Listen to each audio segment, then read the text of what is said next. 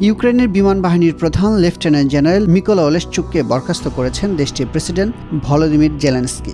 রয়টার্সের এক প্রতিবেদনে বলা হয়, গত ৩০ আগস্ট এ সংক্রান্ত একটি ডিক্রি জারি করেন জেলেনস্কি। রাশিয়ার হামলায় ইউক্রেনের একটি F-16 যুদ্ধবিমান ধ্বংস হওয়া এবং বৈমানিক নিহত হওয়ার খবর জানার একদিন পরই বিমান বাহিনীর কমান্ডারকে বরখাস্ত করলেন প্রেসিডেন্ট জেলেনস্কি। এর আগে গত ২৬ আগস্ট যুদ্ধবিমানটি বিধ্বস্ত হয়। রাশিয়ার বিরুদ্ধে যুদ্ধে লড়াই করতে দীর্ঘ দিন দরবারের পর পশ্চিমা মিত্রদের কাছ থেকে F-16 যুদ্ধবিমানটি পেয়েছিল কিয়েভ। বিমান বাহিনীর প্রধানকে বরখাস্তের বিষয়ে জেলেনস্কি বলেন, আমি বিমান বাহিনীর কমান্ডার পদে পরিবর্তন আনার সিদ্ধান্ত নিয়েছি। আমি দেশের সব পাইলটদের কাছে কৃতজ্ঞ। যদিও বিমান বাহিনীর কমান্ডারকে সরিয়ে দেওয়ার কোনো কারণ জানাননি জেলেনস্কি। তিনি বলেন, কর্মীদের অবশ্যই সুরক্ষা নিশ্চিত করতে হবে। এছাড়া কমান্ড লেভেল শক্তিশালী করার প্রয়োজন ছিল। এ বিষয়ে ইউক্রেনের জেনারেল স্টাফ জানান, লেফটেন্যান্ট জেনারেল আনাতোলি ক্রাভনোঝাকা সাময়িকভাবে বিমান বাহিনীর কমান্ডারের দায়িত্ব পালন করবেন। বিবিসির প্রতিবেদনে বলা হয়, ইউক্রেনের সামরিক বাহিনী F-16 যুদ্ধবিমান ধ্বংস হওয়ার কোনো কারণ জানায়নি। তবে বলা হয়েছে, শত্রুপক্ষের ছোড়া ক্ষেপণাস্ত্রের আঘাত যুদ্ধবিমানটি ভূপাতিত হওয়ার প্রধান কারণ নয়।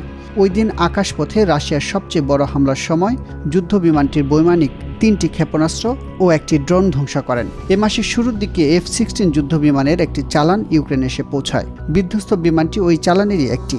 বিমানগুলোর একটি প্রথমবারের মতো বিধ্বস্ত হলো। ইউক্রেনের বিমান বাহিনীর সামাজিক যোগাযোগ মাধ্যমে দেওয়া এক বিবৃতিতে বলছে, দুর্ভাগ্যবশত নিজের জীবনের বিনিময়ে ওলেক্সি রাশিয়ার ভয়াবহ ক্ষেপণাস্ত্র হামলা থেকে ইউক্রেনের মানুষকে বাঁচিয়েছেন। রাশিয়ার অভ্যন্তরে আরও দূরের লক্ষ্যবস্তুতে আঘাত হানার জন্য পশ্চিমা মিত্র দেশগুলোর কাছে এ সপ্তাহে দূরপাল্লার ক্ষেপণাস্ত্র ব্যবহারের অনুমতি চায় ইউক্রেন। নেদারল্যান্ডসের প্রতিরক্ষা প্রধান অটো ইচেল শেইম নিশ্চিত করেছেন, নেদারল্যান্ডস ইউক্রেনকে 24টি F-16 বিমান দেবে। এছাড়া আরও বিভিন্ন রকম অস্ত্র সরবরাহ করা হতে পারে। মানবিক আইন বাদে এ ধরনের যুদ্ধবিমান ব্যবহারে কোনো বাধা থাকবে না। এর অর্থ হলো, রুশ ভূখণ্ডের ভেতরে আরও বড় হামলা চালাতে পারবে ইউক্রেন। চলতি মাসের শুরুতে প্রেসিডেন্ট জেলেনস্কি ঘোষণা করেছিলেন, পশ্চিমা মিত্রদের প্রতিশ্রুতি F-16 যুদ্ধবিমানের প্রথম চালান হাতে পেয়েছে কিয়েভ।